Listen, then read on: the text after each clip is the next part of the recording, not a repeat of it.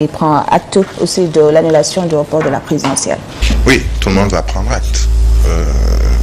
Quand je dis tout le monde, c'est d'abord le président de la République, c'est aussi l'Assemblée nationale, puisque ce sont les deux institutions, je dirais les deux pouvoirs, l'exécutif et le législatif, qui ont été à l'origine de tout ce brouhaha ou de toute cette cacophonie autour de la présidentielle qui devait se tenir le 25 février et qui a été reportée d'abord par l'Assemblée nationale et surtout après par le président de la République qui a abrogé le décret qui convoque le corps électoral et dont le Conseil constitutionnel a encore parlé dans sa décision rendue il y a quelques jours. Ce qui se passe, c'est que actuellement, il y a beaucoup de questions que l'on se pose et surtout une question, c'est sur la date de la tenue de cette élection présidentielle.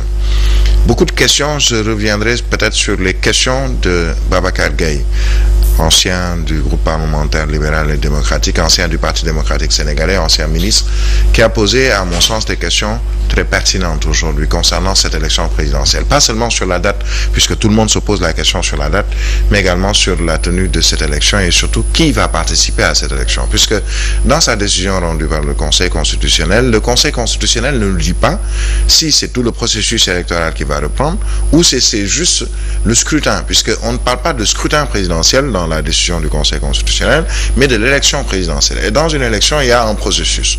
Le processus qui démarre par d'abord la liste des candidats. Est-ce que, puisque le Conseil constitutionnel a laissé un doute dans sa décision rendue il y a quelques jours, et ce doute-là est, je dirais, légitime, puisque on se pose des questions sur les 20 candidats. Est-ce que ce sont tous les 20 candidats qui sont confirmés par le Conseil constitutionnel qui vont participer à cette élection présidentielle, si l'on sait que parmi ces 20 candidats, au moins l'un ou l'une ne pourrait pas ou ne devrait pas, en tout cas selon la loi électorale et selon la Constitution, participer à cette élection, à savoir Madame Rose Wardini, pour une question de double nationalité. C'est cette question de double nationalité qui est à l'origine un peu du report et surtout de la saisine de l'Assemblée nationale qui a voté une loi pour une résolution pour la création d'une commission d'enquête parlementaire qui est mort-née, puisqu'on sait que il y a eu la saisine du procureur et qui a aussi refilé la patate chaude, je dirais, à un juge d'instruction, donc excite l'Assemblée nationale concernant cette affaire de corruption supposée au sein du Conseil constitutionnel. Mais la question reste encore entière. Est-ce que c'est ce Conseil constitutionnel, avec ses membres accusés à tort ou à raison, en tout cas le Premier ministre ou l'ancien Premier ministre Mahamat Boun Abdallah Dionne l'a aussi souligné, est-ce que c'est ce Conseil constitutionnel qui sera l'arbitre du jeu électoral?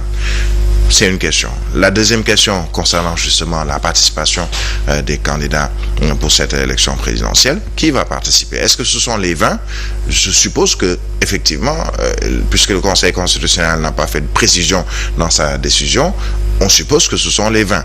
C'est juste une supposition, puisque absolument rien dans le texte ne nous dit que ces 20-là sont confirmés. Et dans ces 20, je le rappelais il y a un instant, il y a au moins un qui ne devrait pas participer, selon en tout cas ce qui s'est passé avec cette histoire de double nationalité. Et même mieux, depuis quelques jours, on nous dit qu'elle n'est pas seule. Elle n'est pas la seule. Il y en a d'autres. Maintenant, quel devra être le rôle du Conseil constitutionnel pour justement proposer aux Sénégalais des candidats officiels dont on ne doute pas de la nationalité exclusivement sénégalaise? Il y a beaucoup de questions que l'on se pose aujourd'hui, au-delà de l'émotion, après peut-être cette période je dirais même d'extase par rapport à cette décision du Conseil constitutionnel, des Sénégalais, pour ne pas dire tous les Sénégalais qui ont applaudi, qui ont presque dansé après la décision du Conseil constitutionnel. Mais aujourd'hui, si on sort un peu de cette période-là, presque tous se posent des questions. On a vu, par exemple, le quotidien Busby qui nous parle du professeur Amendia, constitutionnaliste, qui ouvre un peu aussi cette brèche en disant que le Conseil s'est dérobé en renvoyant la date au président. On sait que le président a dit « je prends acte et on va appliquer les décisions du Conseil constitutionnel seulement pour organiser cette élection le plus rapidement possible ». Dans ce plus rapidement possible, il y a beaucoup de questions. Le plus rapidement possible, c'est quand? Est-ce que ce sera avant le 2 avril, puisque tous sont d'accord sur un point, tout le monde est d'accord sur un point, le président de la République ne le sera plus à partir du 2 avril, selon en tout cas beaucoup de juristes, constitutionnalistes, hommes politiques, entre autres. Mais attention, il y a plusieurs cas de figure qui peuvent se présenter. Alors imaginez qu'on nous parle de vacances du pouvoir à partir du 2 avril, que le président de la République n'est plus président de la République, et il y a vacances du pouvoir. Et dans le cadre de vacances du pouvoir, il y a des textes qui nous disent clairement qu'est-ce qui doit être fait. L'Assemblée nationale mise en scène est mise en scène aussi, puisque si le président de la République, Macky Sall, démissionne le 1er avril, mais écoutez, le président de l'Assemblée nationale va prendre les rênes pour organiser des élections, puisque là, il y aura vacances du pouvoir avec la démission du président de la République. Le 1er avril, j'ai bien dit. C'est-à-dire qu'il est président jusqu'à la passation du pouvoir. Donc même s'il y a une élection entre-temps, il n'y a pas encore de résultat définitif, il démissionne, on fait table rase de tout le reste, et on dit, mais écoutez, le président de l'Assemblée nationale, dans le cadre d'une vacance du pouvoir, c'est-à-dire si le chef de l'État décède, s'il démissionne avant la fin de son mandat, entre autres, la loi est claire sur ce plan. Et maintenant, le président de l'Assemblée nationale qui organise après des élections dans les 90 jours.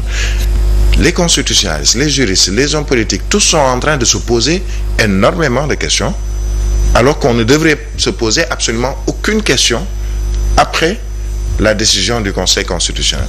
Tout ce qu'on devait se poser peut-être comme question, c'est quand est-ce qu'on fera cette élection présidentielle, le premier tour comme le second tour. En tout cas, pour tout le reste, c'est clair, comme l'eau de roche, tout le monde va participer ou tout le monde ne va pas participer. Et en plus, il y a un autre fait. On parle de consultation ou de dialogue pour nous parler de quoi? D'élection inclusive.